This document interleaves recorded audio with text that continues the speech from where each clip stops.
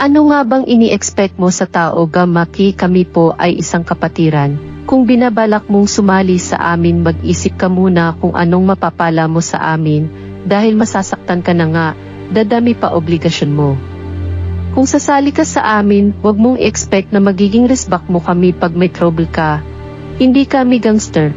Ang pag-aaway ay mahigpit na ipinagbabawal ng tao Gamaki sa mga kaanib nito. Kung ano ang turo ng mga magulang at guro mo sa'yo, ganun din ang turo ng tao Gamaki.